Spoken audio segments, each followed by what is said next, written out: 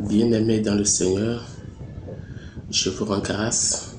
Oui, je rends grâce à Dieu pour notre vie, pour votre vie, pour ma vie, pour la vie de chaque personne qui est en train de suivre cette vidéo. Je voudrais me permettre d'être sincèrement reconnaissant à Dieu pour tout ce qu'il fait dans nos vies respectives. Peu importe votre niveau de connaissance dans la relation de Dieu, peu importe votre degré de maturité en ce qui concerne la relation avec Dieu, c'est une grâce toutefois pour nous de se retrouver encore ce matin pour partager ce qu'il y a de meilleur pour la vie de l'être humain. Si quelque chose a de prix, normalement, quelque chose de si précieuse pour la vie humaine, c'est sa relation avec Dieu, sa relation personnelle avec Dieu. Glory be to God. Et c'est à cela que nous sommes encore attelés pour partager le repas dont notre esprit a besoin, notre âme a besoin, et qui peut répercuter aussi sur notre corps, quoique périssable et dégradable. Glory be to God. Nous reconnaissons que Dieu est esprit, et il nous a créé esprit, il nous a doté d'une âme, afin que nous interagissons dans ce monde visible, dans ce monde de péché, dans ce monde de faiblesse. Mais lui, il est au-dessus de tout, et il nous a créé de manière à ce que, lorsque nous nous appuyons sur lui, nous pouvons vivre au-dessus de tous les enjeux, de toutes les contradictions, de toute forme d'opposition que ce monde peut nous présenter. Tout ce qu'on appelle difficultés dans ce monde, nous pouvons facilement les supplanter et les dominer en tant que tels. Selon qu'il est écrit, je vous donne le pouvoir de dominer et d'assujettir. Nous bénissons notre Dieu qui nous a créés de manière à ce que nous le représentions dignement dans ce monde sur cette terre, non comme des agents de ce monde, mais des agents du royaume et représentants sur cette terre. Que toute la gloire soit à lui au nom de Jésus-Christ. Bien-aimé dans le Seigneur, je voudrais commencer par rendre grâce à Dieu pour ta vie envers ce jour, cette semaine, ce mois. Et je prie qu'il soit véritablement des mois favorables pour toi en ce qui concerne l'atteinte de tes objectifs. Que le Tout-Puissant se souvienne davantage de toi et que sa fidélité soit une réalité dans ta vie, dans la vie de ta maison, dans la vie de ton entourage, et que tu sois véritablement un instrument d'impact dans le milieu où tu es, afin que la gloire soit à lui et à lui seul au nom de Jésus-Christ. Nous allons ce matin aborder une thématique relative à un sujet, un thème dont il sera question de brosser quelques réflexions. Alors là, il s'agit de la dynamique de la loi, de la foi, dans le domaine de la conscience. Je répète, je dis la dynamique de la loi et de la foi dans le domaine de la conscience. Vous savez, la vie de l'homme tourne autour de la conscience. D'accord? Lorsque vous prenez l'être humain, sa vie tourne autour de la conscience. Et lorsque nous parlons de la conscience, nous pouvons retrouver la conscience dans le domaine de l'esprit de l'homme. Et quand nous parlons de l'esprit de l'homme, nous descendons dans le cœur de l'homme. Et nous comprenons que le cœur de l'homme est le lieu de définition par excellence de l'être humain. Je dis le cœur de l'homme est le lieu de définition par excellence de l'être humain. L'homme est recentré dans le cœur, dans son cœur. Nous voyons tout de l'homme physiquement, mais le cœur est jusqu'au fond de l'homme. Cependant, c'est le centre, c'est le siège du péché, de la justice, du diable, de Dieu. Tout ce qui est bon, tout ce qui est mauvais, trouve son siège dans le cœur de l'homme. Les Écritures vont dire, toutes les bonnes choses et les mauvaises choses sont tirées du trésor de l'homme. Le trésor, la caisse du trésor, le trésor de l'homme, c'est son cœur. Ce qui nécessite beaucoup de soins, beaucoup d'attention dans la vie de l'homme, c'est le cœur que Dieu lui a donné. Parce que c'est la source des bonnes choses et des mauvaises choses. C'est la source des meurtres, des assassinats, du vol, de tout ce qui est malsain. Et en même temps de tout ce qui est bon, de tout ce qui est vertueux. Tout ça se trouve dans le cœur de l'homme. Si l'homme est d'un bon cœur, la société est tranquille. Mais si l'homme est d'un mauvais cœur, la société est tumultueuse. La société est perturbée. La société est dans la décadence. Alléluia. C'est pour cela que Dieu qui a créé ce monde avec beaucoup d'espérance et dans lequel il a placé l'homme de sorte que l'homme soit autorité sur ce monde, est dans le regret de découvrir que l'homme a découvert le péché et s'est éloigné de lui. Alors, il a pris la résolution de racheter l'homme et le rétablir dans sa position de dominateur de ce monde.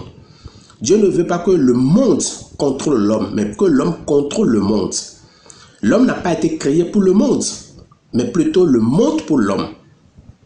En cela, l'homme est représentant de Dieu dans ce monde, sur cette terre. L'homme marche sur la terre, si vaste qu'elle soit. Cependant, l'homme est maître de la terre. L'homme marche sous le soleil, si immense, si géant qu'il paraît. Cependant, l'homme est maître du soleil. L'homme est sous la lune. La lune est au-dessus de l'homme, de l'être humain. Mais Dieu l'a placé sous l'homme.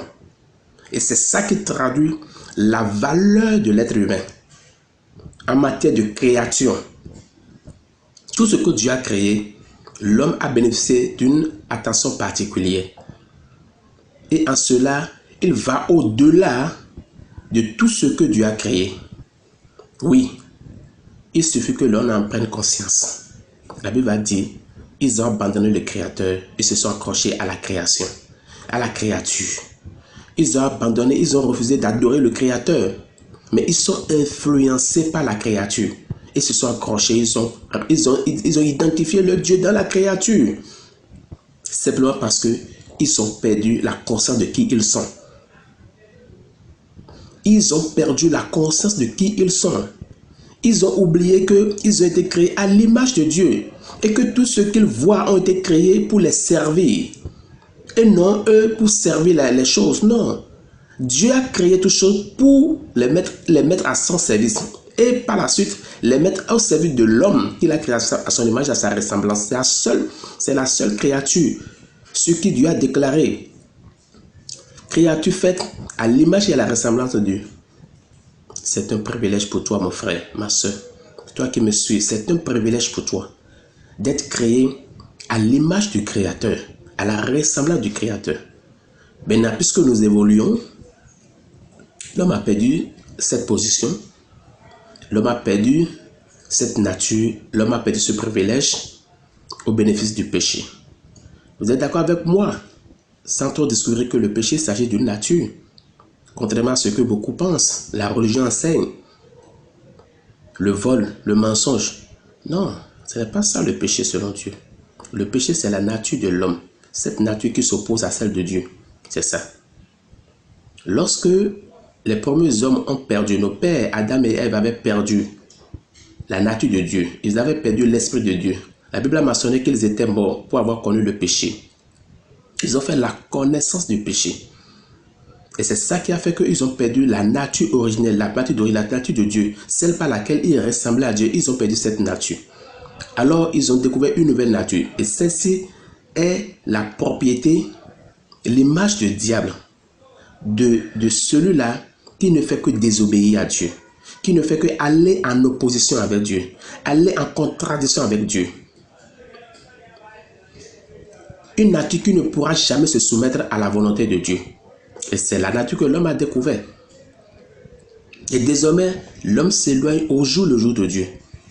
L'homme trouvait son plaisir que dans les choses visibles, oubliant qu'il est de source spirituelle, de source invisible, et que tout ce qu'il voit sont de source invisible. Alléluia. La Bible dit que tout ce qui est visible qui s'associe dans l'invisible, dans le spirituel, alors il faut comprendre que l'homme esprit. Et quand l'homme esprit, l'homme se retrouve dans le cœur. Et quand l'homme se retrouve dans le cœur a une voix. Le cœur a sa voix. Sa voix, la voix du cœur s'appelle la conscience. Le cœur s'exprime. Le moyen par lequel le cœur s'exprime, c'est la conscience. On parle tantôt de la bonne conscience, on tantôt de la mauvaise conscience. Glory be to God. Mais ce matin, le Seigneur nous a mis à cœur de traiter ce sujet à partir de la loi et de la grâce. Je veux rappeler que ces deux forces, ces deux, comment vous appelez, principes ou bien bases de définition, ces deux éléments, à savoir la loi et la grâce, constituent les deux parties, les deux éléments qui entrent en composition de Dieu. Je veux dire que vous ne pouvez pas connaître Dieu en vous écartant de la connaissance de la loi. Idem pour la grâce. Il n'y a pas de Dieu sans la connaissance de la loi. Il n'y a non plus de Dieu sans la connaissance de la grâce. Les deux semblent en contradiction lorsque vous suivez les études sur ces deux éléments. Cependant, elles sont complémentaires. L'une sans l'autre, c'est Dieu partiel, c'est Dieu incomplet.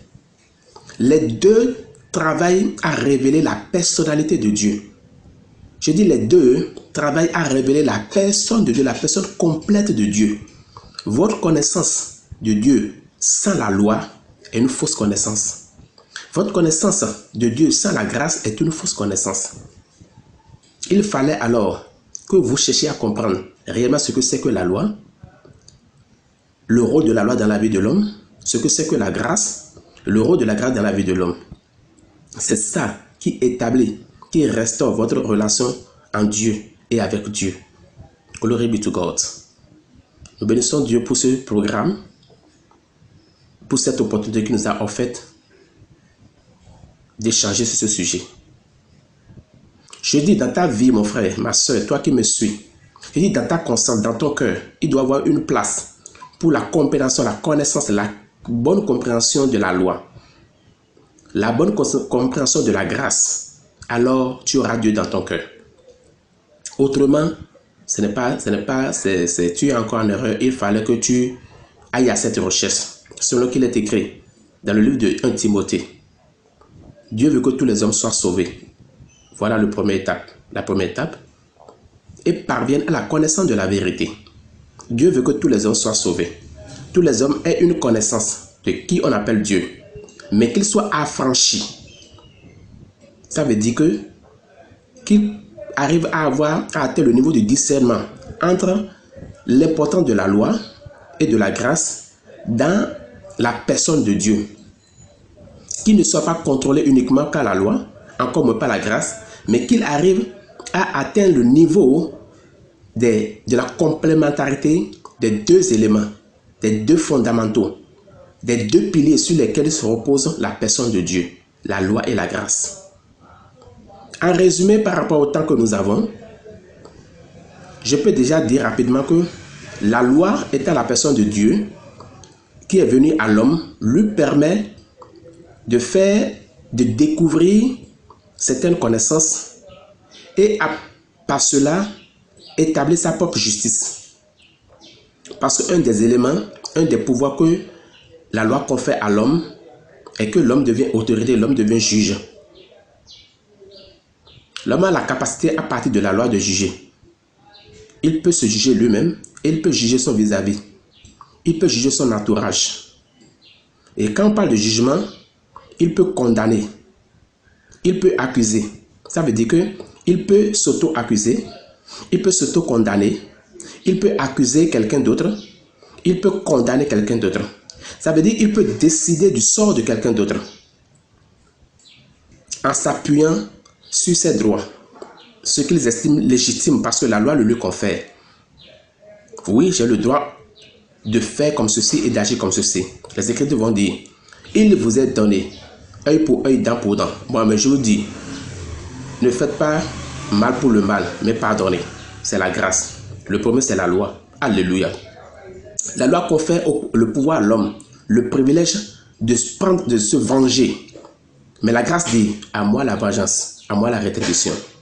La grâce dit, non, ne te venge pas, tu auras mal fait. Calme-toi et tourne tes regards sur l'Éternel, à qui rien n'est caché. Alléluia, c'est la grâce. Mais la loi dit, si on te piétine, tu as le droit de piétiner, c'est ton droit. C'est la loi, ce que la loi te donne. Ça dit, ça te permet d'établir ta propre justice. D'où l'intérêt de l'évangile. La Bible va dire dans le livre de 2 Corinthiens 2 Corinthiens 5, verset 21, il dit, celui qui n'a pas connu le péché a été fait péché à cause de nous, afin que par lui nous devenions justice de Dieu. Celui qui n'a pas connu le péché, Dieu l'a fait devenir péché en lieu et place de nous, afin que par lui nous devenions justice de Dieu. Il s'agit de l'œuvre de la rédemption de Jésus-Christ. Nous avions connu le péché. Nous avions eu la connaissance du péché. Je ne parle pas de nous avions commis le péché, je parle de l'évangile en façon ramassée. Nous avions connu le péché. Nous avons fait la connaissance du péché. Alléluia. Et à partir de la connaissance du péché, cela voudra dire que nous avions découvert une nature qui s'oppose à celle de Dieu. C'est ça qu'on appelle la connaissance. Et non je n'ai pas dit commettre, j'ai dit connaître. Nous avons fait la connaissance du péché par héritage. Parce que Adam et Ève avaient connu le péché. Et nous avions hérité par héritage. Je veux parler d'héritage sanguin. Voilà. Nous naissons dans le péché. Nous ne naissons pas et après nous découvrons le péché. Non. Nous naissons avec la nature pécheresse. Alléluia. Et par notre connaissance de la loi, nous découvrons par la suite les actes qui sont contraires, qui sont inconformes à la loi. Et nous parlons maintenant de commettre des péchés. Alléluia. Mais la grâce dit, vous êtes incapable de vous tenir devant Dieu à cause de votre nature de péché, à cause de votre conscience qui vous inspire votre propre justice. Vous ne pouvez pas tenir devant Dieu. Dieu a voulu alors que vous teniez devant lui. Alors, il décide de détruire votre nature pour vous conférer une nouvelle nature qui se traduit par lui, sa propre justice. C'est-à-dire sa conscience, sa pensée. La manière dont il voit. Il veut que vous voyez comme il voit. Il veut que vous pensez comme il pense. Il veut que vous raisonnez comme il raisonne, si c'est possible. L'expression, alléluia. Il veut que vous abandonnez votre propre justice au profit de la sienne. Parce que c'est lui qui vous a créé. Et vous êtes éternel. Vous n'êtes pas mortel. Vous pensez que vous êtes mortel. Non. L'homme n'est pas mortel. C'est la science qui vous a enseigné que vous êtes. Mais l'homme n'est pas mortel. L'homme est éternel parce que Dieu est éternel. L'homme porte esprit. L'homme est esprit, Dieu est esprit. L'esprit ne meurt pas. L'âme non plus. Et si vous ne mourrez pas et que vous êtes parti de Dieu, alors vous devez revenir à Dieu parce que Dieu est alpha et oméga. Il est le commencement et la fin. Si vous ne mourrez pas, ça veut dire quoi? Ça veut dire que si vous partez de Dieu en tant qu'alpha, vous devez revenir à lui en tant qu'oméga pour rendre compte de la manière dont vous avez géré le temps qu'il vous a offert. Les opportunités qu'il a mis devant vous. Vous devez venir rendre compte devant le tribunal de Christ de la gestion que vous avez fait du séjour qu'il vous a accordé sur la terre dans le monde. Et vous ne pouvez tenir devant lui avec votre propre justice. Parce que votre propre justice est sale. Votre propre justice est condamnable. Votre propre justice est de la fausseté, est du mensonge. Mais la justice de Dieu, elle est propre, elle est saine, elle est parfaite. Et elle s'obtient par le discernement entre la loi et la grâce. Les deux viennent de Dieu. Non pour te condamner, mais pour te faire comprendre que devant Dieu, tu es faible et tu as besoin du secours de Dieu. Le seul qui a habileté, qui a les moyens de te restaurer dans sa justice, dans son amour, parce que tu en as besoin. Je peux que le Seigneur te fortifie pour ce message. Parce que ça ne vient pas de moi. Ça vient de celui qui a créé ce rendez-vous. Pour que tu sois véritablement une nouvelle créature. C'est une nouvelle naissance. La conscience de la grâce. la justice qui vient de Dieu et non qui provient de toi-même. Parce que toi, ta propre justice ne peut pas te rendre agréable à Dieu, non. C'est la justice de Dieu qui peut te rendre agréable à Dieu. Et Jésus-Christ a payé pour ça, pour que désormais tu sois la justice de Dieu. Je prie cependant que tu suis ce message, que tu reçois la grâce d'une bonne compréhension, d'une compréhension approfondie, parfaite, pour expérimenter l'affranchissement de ton cœur, pour une connaissance et pour une conscience épanouie dans la justice de Dieu, pour la gloire de l'Éternel et pour le bien de toi-même et de ton entourage. Au nom de Jésus-Christ. Amen.